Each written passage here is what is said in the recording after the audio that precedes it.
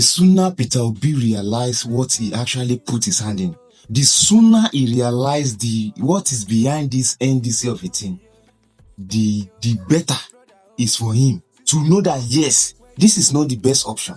I'm telling you, for this particular video that you just watched and the one I'm about to show you, you will know that this decision is a wrong move. See, I like to say the fact. Yes, if you know me on this channel very well, I say the fact, I say my opinion, and at the end of the day, it's happened the same way. Now, see, my last video, a lot of you that are talking, that are saying all sorts of things, I don't mind. See, I don't mind. Me, I say the truth. I say the truth whenever I see it. Do you understand me? I don't know who advised or who what prompt Peter Obi to left, what's it called? Labour Party. I don't know. Because you can't tell me you have people, you have your supporters, you have everything already. Then you now left for ADC, thinking if all of you come together, you want to. I know. See, your plan is like doing the same thing APC did, but this is not actually. This is not some things. Does not supposed to work the same way. Things does not supposed to take the same steps. I don't want to waste your time. There is fire on the mountain, and the fire is coming gradually, but it's going to clear in your eyes now. It's going to clear because sooner or later, you are going to see it. It will happen. I'm not sure this NDC is the final destination for Peter Obi.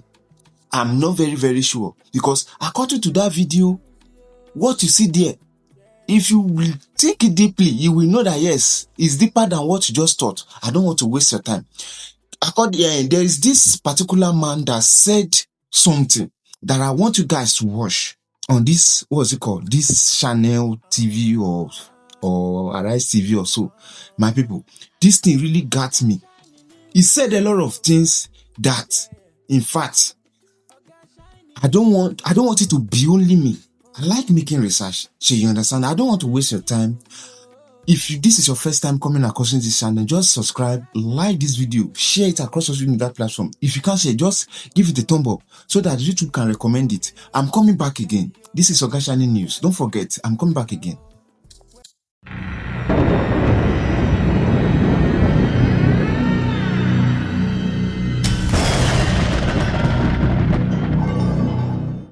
And I look at Peter, I pity him really. I wish we were from the same family.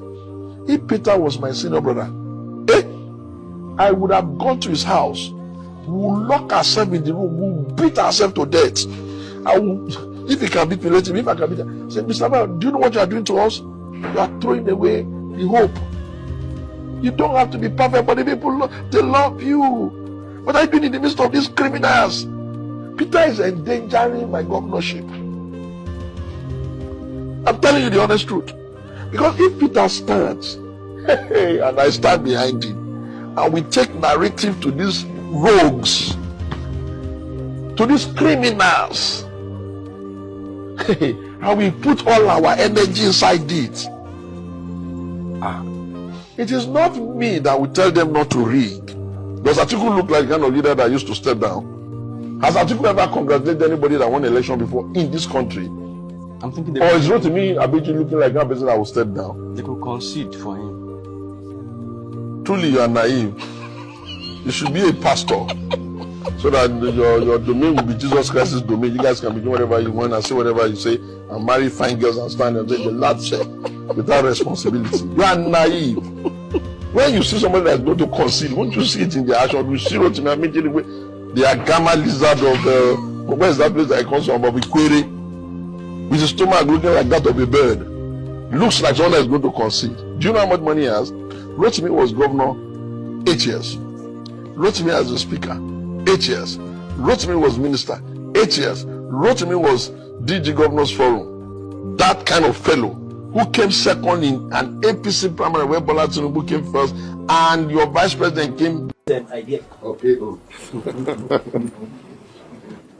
I, as much as possible, try to avoid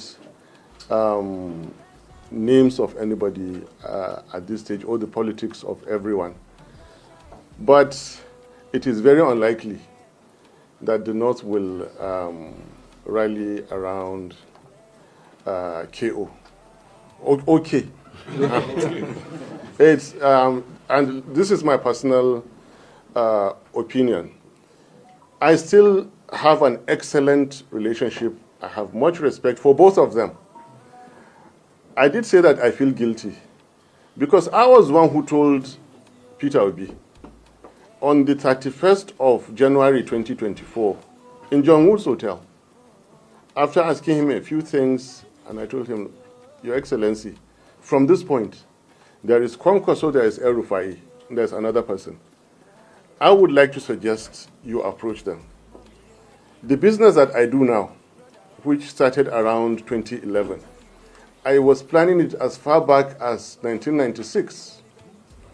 If in 2024 you cannot plan 2027, I'm sorry I cannot continue to be with you. I recommended, and to God, he knows this happened.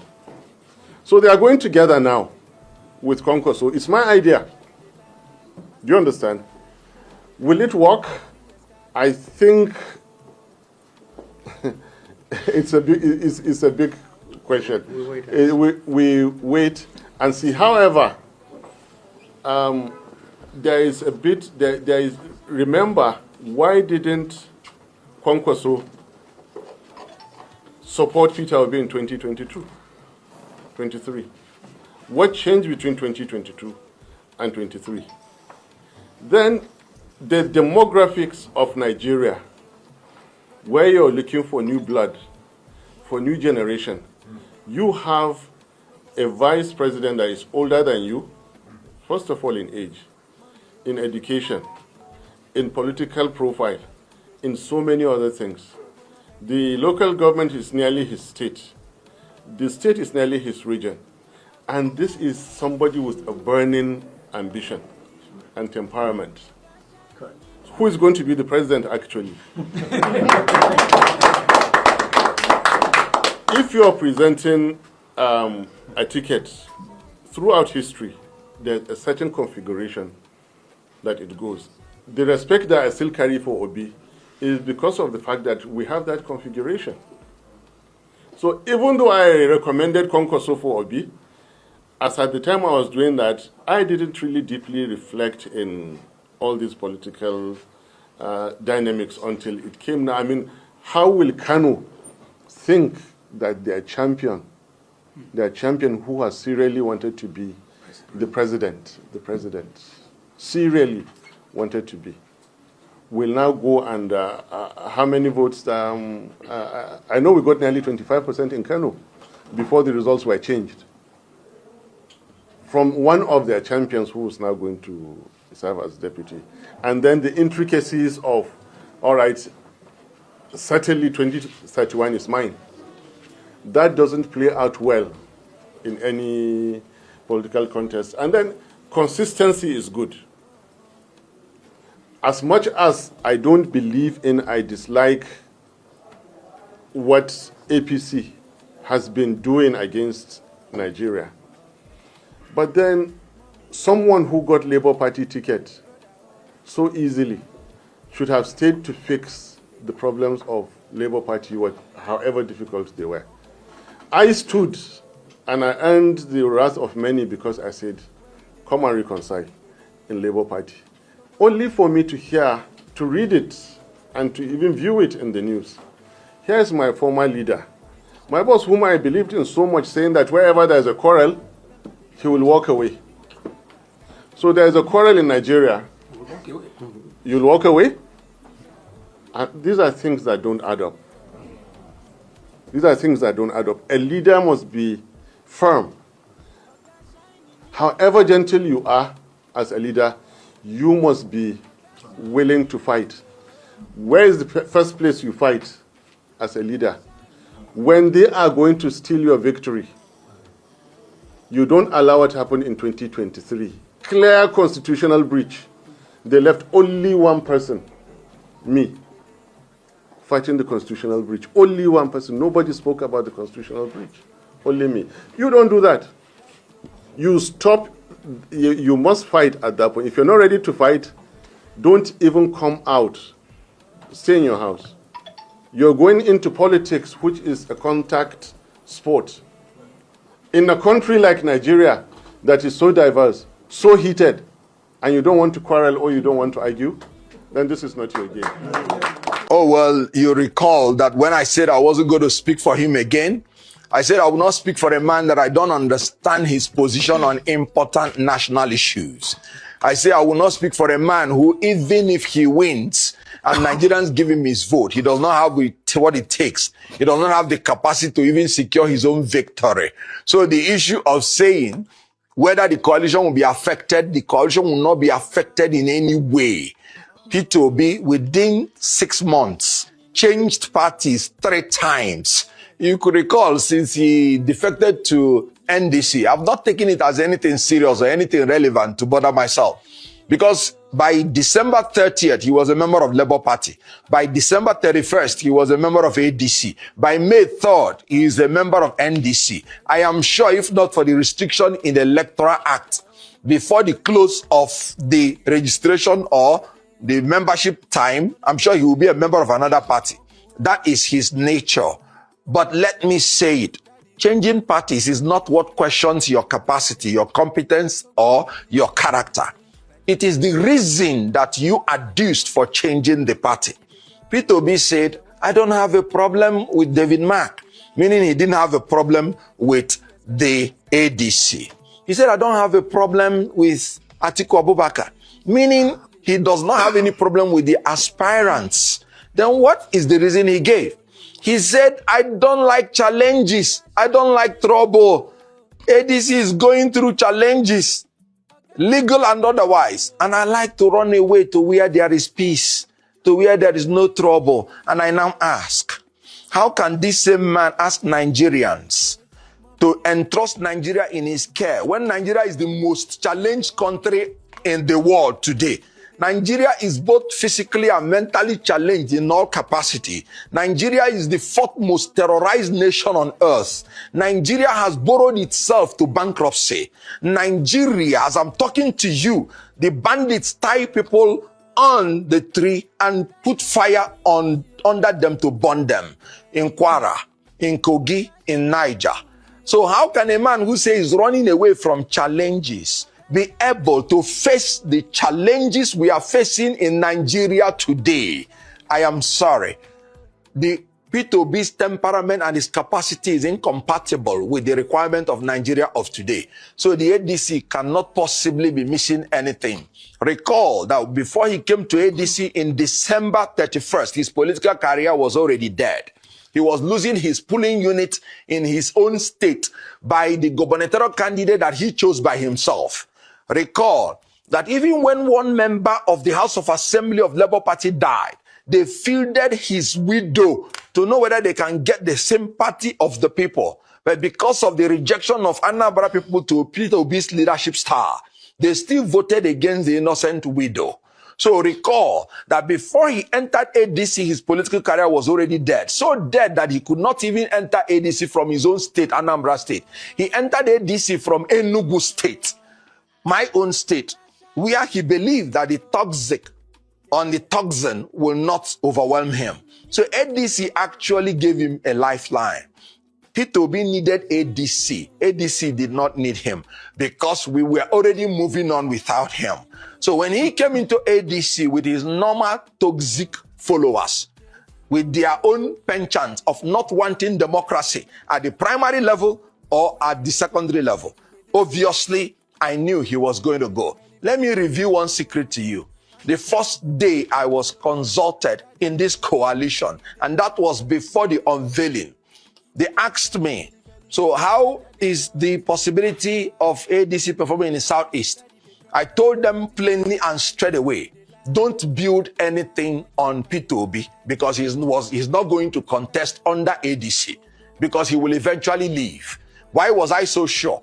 Because he's a man that has morbid fear for primary election. He has never been in one, and he will not be in one until he finishes his political career. He became a governor. He entered into primary election. He failed and lost to Musa in Apuga.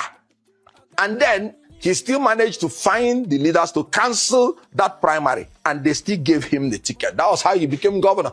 And so when he gave the reason of challenges, of course, he lied, because his main reason is that he does not want to face the primary election. And let me tell you another thing, because ADC was fully prepared to convince the whole world that Peter Obi is not interested in democracy. When he came into ADC, he gave a condition that he should be allowed to produce the National Organization Secretary, National Organizing Secretary, NOS. And the reason he gave is that so that he will be the one to conduct the primary. And ADC said, fine, take. When we were doing the e-registration, Peter Obi again and his followers asked to be in charge of the e-registration. And that was why they put my sister, Aisha Yusuf, to be in charge and Obi aid, so that all the members of ADC in the primary will be determined by Peter Obi. And then Peter Obi was to organize the primary. That was why you did not hear him say, this primary is dollarized, is monetized. That's the reason I'm going. Because he was to be the one to organize the primary. Yet, he was still afraid of free and fair election. Not, of course, of zoning. Because he went to even southern aspirants in order for them to step down for him. So he's a man who is afraid of free and fair primary election. So he left. Of course, I knew he was going to leave. And then ADC is moving on. Let me reveal one secret to you.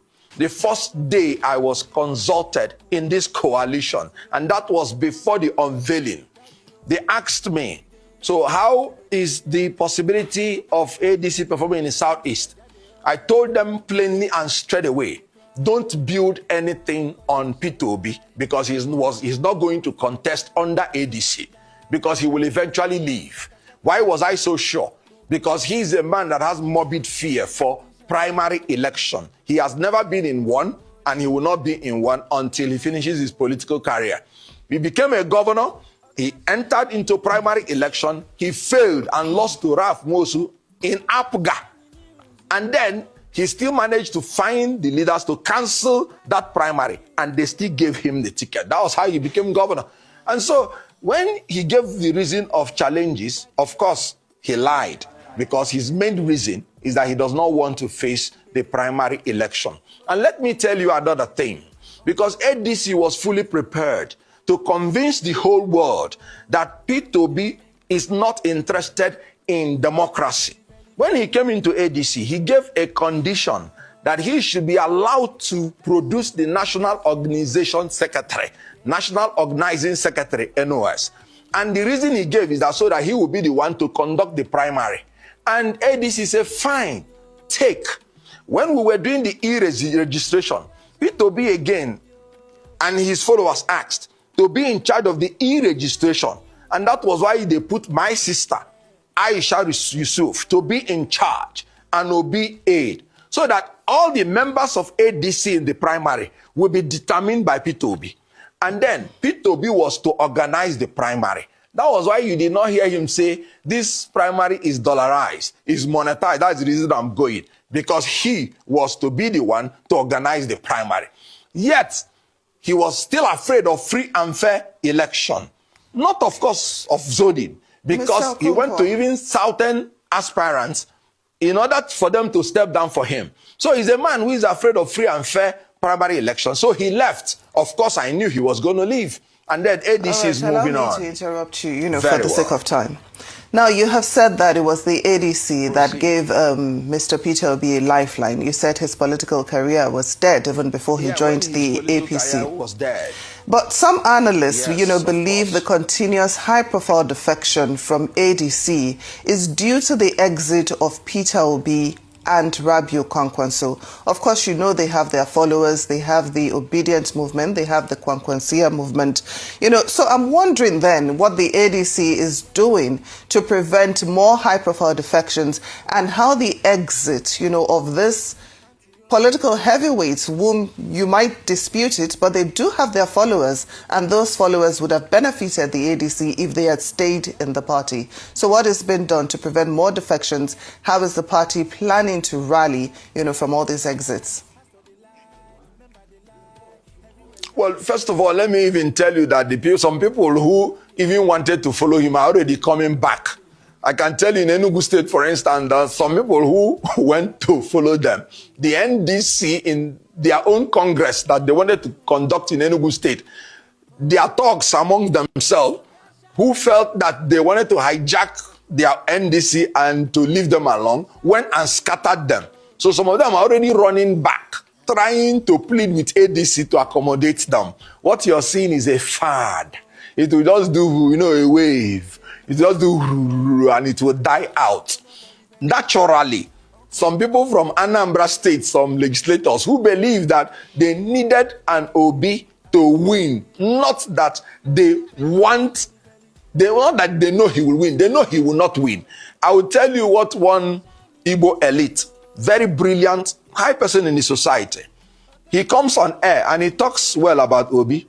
So one day he met me and then he was telling me that, look, when we saw you in 2022, 2023 talking about Obi, you were so sincere. Then we knew that you didn't know him very well.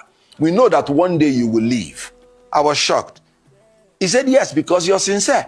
Then I said, why are you also talking about him when you know this? He said, why do I have to go and talk ill about him and get the backlash when I know he's going nowhere?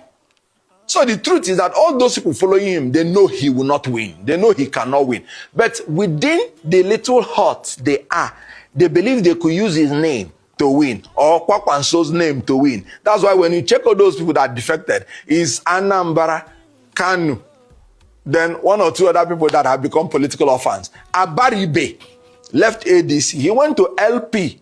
He did not go to NDC. So the people that we lost from ADC, it is not all to NDC. A lot of them do not have confidence in the ability of their presidential aspirants to win any election for them.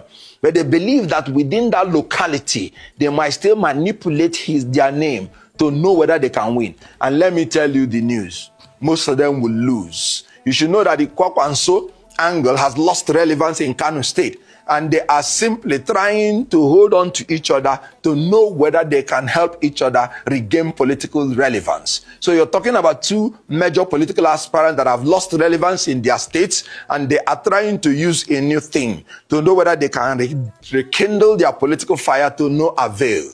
They are gone for 2027, and their wind has blown off their candle, and they are in darkness. Take my words for it. So you just watched the video. Now, what do you think about it? Series of things that those people have said, especially that man, what he said. What do you think about it? The steps, the everything. What do you think about it? Please, I want to hear your opinion in the comment section. This is why we are here. I'm not a politician, so I can't know everything. So I have politicians as my viewers. I have people that are wiser than me as my viewers. Please, whatever you think, please, you can teach me. If you understand, we are here to learn. So you can teach me whatever you think. Please put it in the comment section.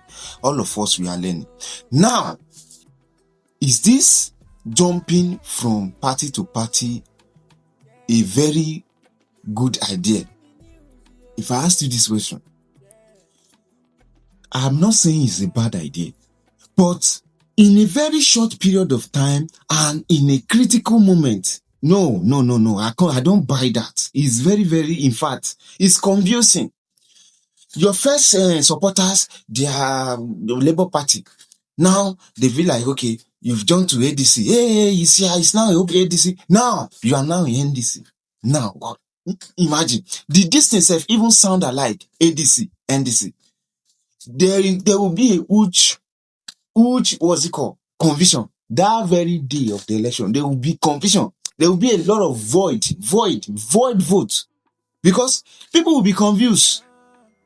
We have few moments, like few months now to election. No wonder they are dragging a lot of things in court. No wonder. The thing they are supposed to have done 2 years ago, when they know that they have planned, what are they doing years back? What are they doing years back? Why are they now jumping from party to party now? 2 years ago, what are they doing? Why are they not planning? Why are they now jumping from party to party when is now closer to this thing? To me, I don't think all of them, I don't think maybe they're actually working to kick Jagaban out. To me, I don't think they are working together to kick him out. I think they are working to make him stay there. Because I did not see there's no generous move, like there's no a very strategic move. In fact, man is still in power. Jagaban is still in power. You see, Peter Obi, what's it called? City movement is moving. A lot of movement, a lot of things they have been doing. I know now. I know what I am saying, and I'm very sure you know. So, what do you think about this? What do you think? Please, I want to hear in the comment section. I'm not just here to talk and talk. I want to hear something. So I want to learn too. Because if this is how politics is being done, nobody will be able to change anybody, like anything that you think is not working. You won't be able to change it. That is just it, my people. That is just it. A lot of things is happening. And I'm still going to be showing you a lot of things. A lot of video is still coming up. So I will keep you updated. Anytime, anything that is going on regarding this issue. So my people, see you again in the next video. Please don't forget, if this is your first time coming across Oga Shining News, turn on the notification bell icon after you subscribe. It's free of charge.